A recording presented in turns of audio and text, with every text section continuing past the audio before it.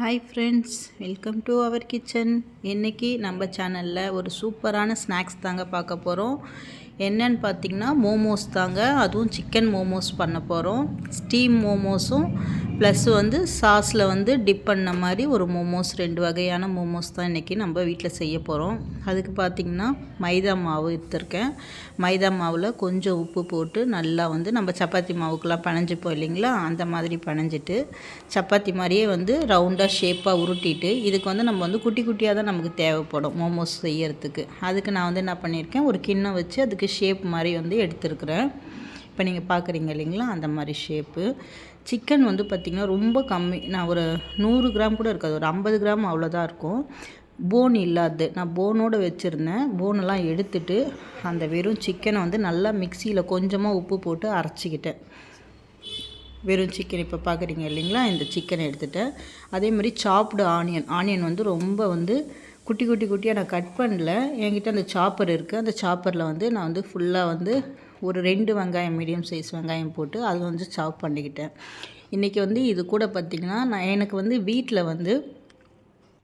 Schezwan sauce இருந்ததுங்க என்கிட்ட வீட்டில். இப்போ நான் இதை தான் மிக்ஸ் பண்ண போகிறேன், வேறு எதுவுமே போடல. இது உங்கள்கிட்ட இல்லைன்னா கொஞ்சம் போல் தனி மிளகாத்தூள் மட்டும் சேர்த்துக்கோங்க. குட்டி குட்டியாக கட் பண்ணி பூண்டு ஒன்றா சேர்த்துக்கோங்க. எனக்கு இதிலே பார்த்திங்கன்னா சோயா சாஸ் எல்லா இன்க்ரீடியன்ஸும் இதில் இருக்கும். அதனால் நான் இந்த ஒரு சாஸ் மட்டும் போட்டிருக்கிறேன். எனக்கு காரம் கொஞ்சம் தேவைப்பட்டதுனால நான் கொஞ்சம் எக்ஸ்ட்ராவே போட்டிருக்கேன். காரம் கம்மியாக வேணும்னாலும் கம்மியாக பண்ணிக்கலாம். இல்லை நீங்கள் வெஜ்ஜு சாப்பிட்றவங்களா இருந்தால் கேரட்டு, கோஸு அந்த மாதிரி காய் போட்டும் நீங்கள் செஞ்சுக்கலாம். வெங்காயம், கோஸு, கேரட்லாம் போட்டும் பண்ணிக்கலாம். இப்போ பார்த்திங்கன்னா நான் எல்லாமே அந்த உருண்டை ஷேப் பண்ணி வச்சுருக்கேன் இல்லையா, அதுலேயே அப்படியே சிக்கன் கொஞ்சம் கொஞ்சம் எல்லாத்தையும் வச்சுட்டேன். இது பார்த்திங்கன்னா பாப்பா தான் ஷேப் பண்ணியிருந்தாங்க. நான் வீடியோ எடுத்திருந்தேன் இது. ஏன்னா இதுக்கு அந்தளவுக்கு வரல. இது நான் கோவிட் டைமில் கற்றுக்கிட்டேங்க இந்த மோமோஸ் பண்ணுறதுக்கு. மறந்துட்டேன், அந்த ஷேப் எனக்கு டக்குன்னு வரல. அவங்க பண்ணிட்டாங்க ஈஸியாக, நல்லா இருந்தது அவங்க பண்ணது. இது பார்த்திங்கன்னா நான் இட்லி பாத்திரத்தில் இப்போ வேக வைக்க போகிறேன். 10 மினிட்ஸ் தான் ஸ்டீம் பண்ணணும்.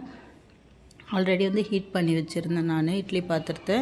இப்போ இதில் பார்த்திங்கன்னா நம்ம ஒரு மோமோஸும் ஒரு குழியிலையும் பார்த்திங்கன்னா 2 மோமோஸ் அந்த மாதிரி வச்சுருந்தேன்.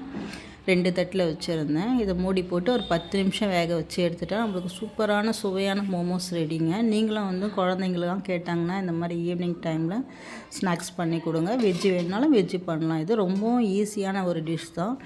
ரேராக தானே மைதாலாம் சாப்பிட்றோம், அந்தளவுக்குலாம் எதுவும் ஹெல்த்துக்கெலாம் ஒன்றும் ஆகாது.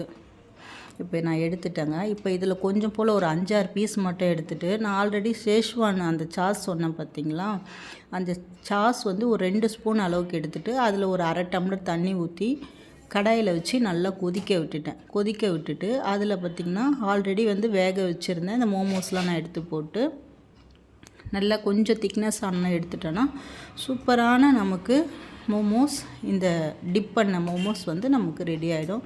ஃப்ரை பண்ணாலும் ஆயில் ஊற்றியும் நம்ம ஃப்ரை பண்ணாலும் பண்ணிக்கலாங்க. இது ரொம்ப சூப்பராக இருந்தது.